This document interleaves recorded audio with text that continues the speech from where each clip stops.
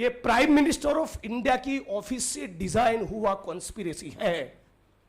गुजरात में चुनाव है और वो चाहता है कि मुझे बदनाम किया जाए, मुझे डिस्ट्रॉय किया जाए, और यहां तक मानो मैं कोई टेररिस्ट हूं।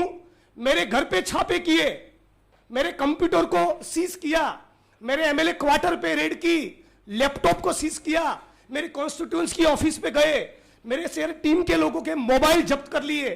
टीम के लोग जब अपने घर पे नहीं मिले, उनके मां बाप के मोबाइल जब्त कर दिए।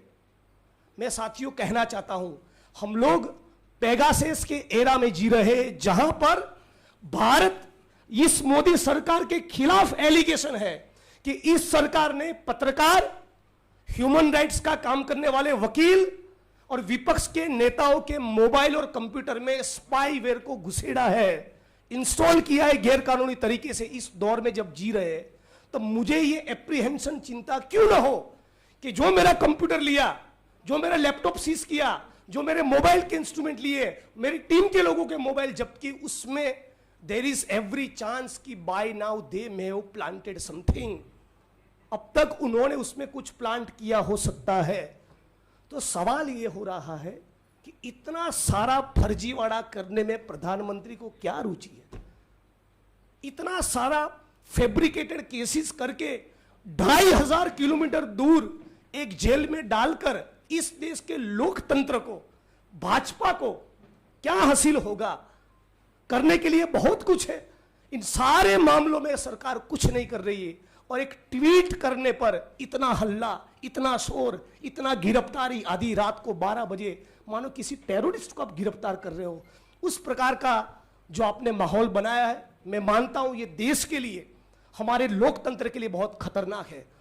पहले उन्होंने रोहित वेमुला को सुसाइड के लिए मजबूर किया, दलित समाज के पत्रकार साथियों को जेल में डाला, चंद्रशेखर की गिरफ्तारी करवाई, और अब ये लोग मुझे खत्म करना चाहते हैं।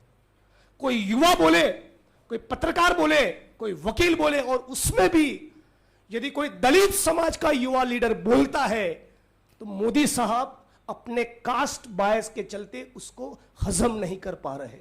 ये मैं आज इस प्रेस कॉन्फ्रेंस के माध्यम से आपके बीच में कहना चाहता हूं।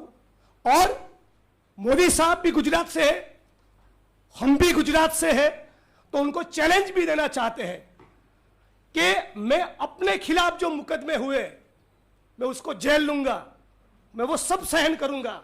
अपने खिलाफ जो केस हुए दोनों, उसको वापस लेने की बात नहीं कर रहा हूं। लेकिन जिस प्रकार से गुजरात में पाटीदार कम्युनिटी के ऊपर हुए आंदोलन के दौरान के सारे केस वापस लिए, उसी प्रकार मेरे विधानसभा क्षेत्र वडगाम में जो भी माइनॉरिटी समाज के साथियों के ऊपर मुकदमे दर्ज हुए, और ऊना के आंदोलन के वक्त जो एफआईआर हुए, जो मुकदमे दर्ज हुए, वो सारे केस आप वापस लीजिए। नंबर 2, ये 22 पेपर लीक हुए, उसको स्पेशल इन्वेस्टिगेटिंग टीम के द्वारा उसकी जांच करवाइए। नंबर 3, ये मुंद्रा के पोर्ट पर 1,75,000 करोड़ का जो ड्रग्स पाया गया, उसमें गौतम अदानी का इंट्रोगेशन करवाइए। और यदि इस सारे मामलों में आप 1 महीने के दौरान कोई कार्रवाई नहीं करेंगे, तो मैं चैलेंज के साथ कह रहा हूं, 1 जून पे इंडियन नेशनल कांग्रेस का गुजरात चैप्टर और हम सारे गुजरात के लड़ने वाले लोग सड़क पर उतरेंगे, और गुजरात बंद का इस मंच पर से मैं कॉल दे रहा हूं। मोदी जी, आप भी गुजरात से हैं, मैं भी गुजरात से हूं, आप भी समझ लीजिए, जैसा कि मेरे साथी ने कहा, फ्लावर नहीं फायर है, झुकेगा नहीं। It's my challenge to you, prime minister of India.